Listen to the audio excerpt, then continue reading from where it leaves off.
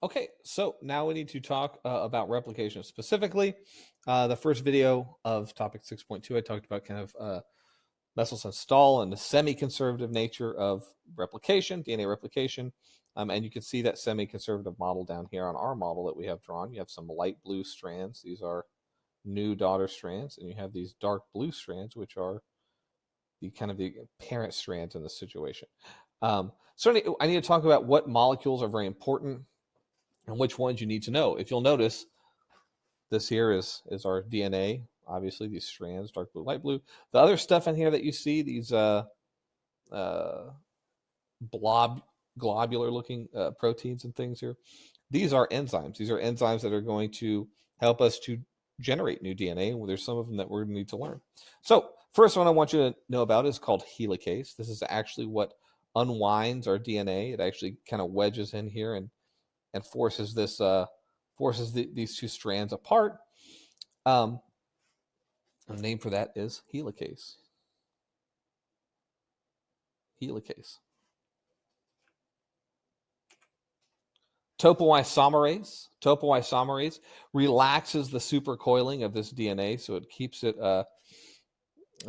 from kind of recoiling. It kind of countercoils in such a way to keep this stuff from coiling back up.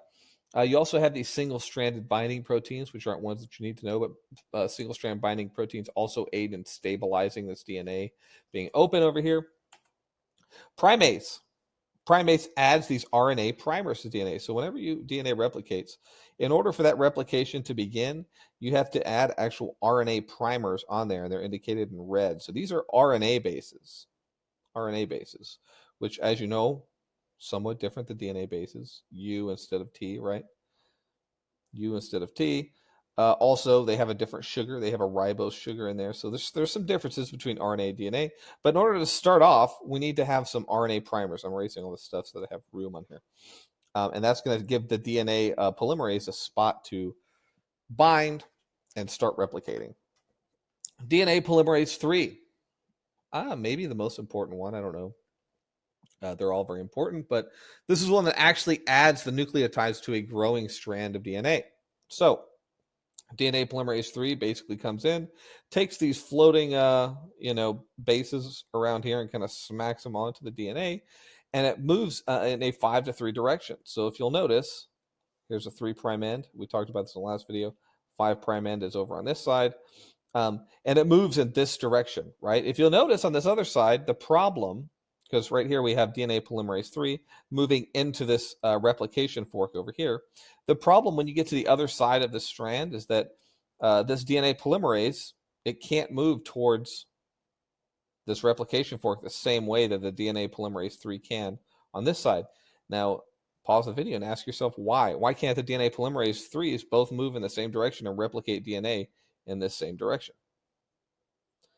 Okay, you should have come to the conclusion that DNA can only replicate in the 5' to 3' direction, meaning that it has to replicate in this opposite way. Now, this presents a bit of a problem because as this fork opens, it needs a spot to bind so that it can start, adding new bases.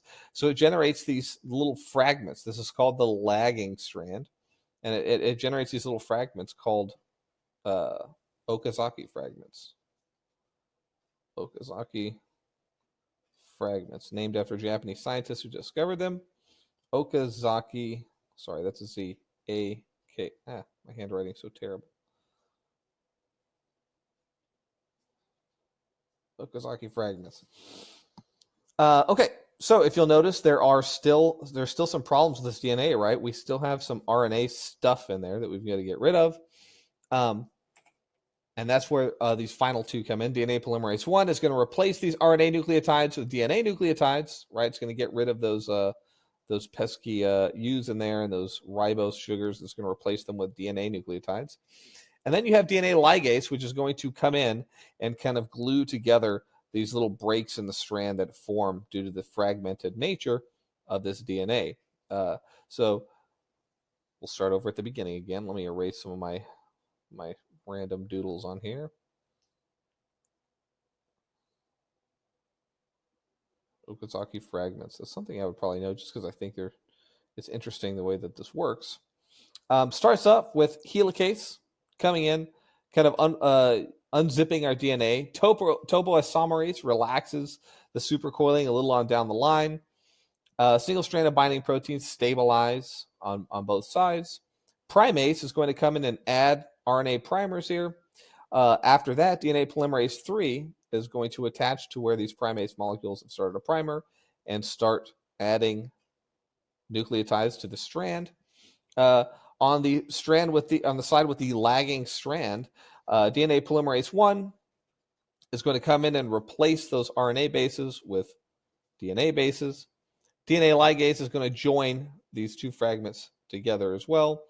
And those are the basics of what you need to know as far as enzymes are concerned and DNA replication. I did want you to see kind of an overall picture of what this ends up looking like. If you'll notice, you have the leading strand, the side that's kind of forcing this fork open over here.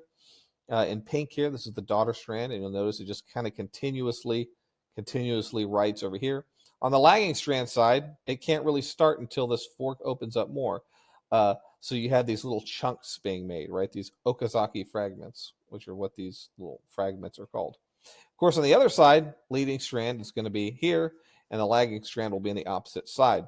And this is called a replication bubble. This is a replication bubble right here.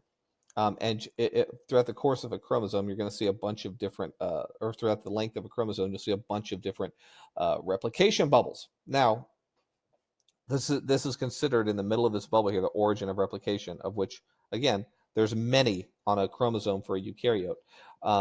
In a prokaryotic cell with that circular DNA, if you remember, it really just has one origin of replication. So that's kind of another difference between prokaryotic DNA and eukaryotic DNA.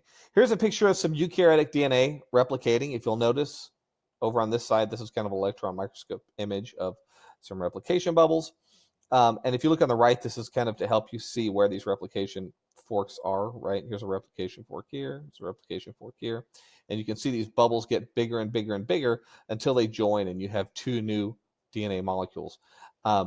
So that is the basics of replication. I hope that helped. And I will see you in the next video.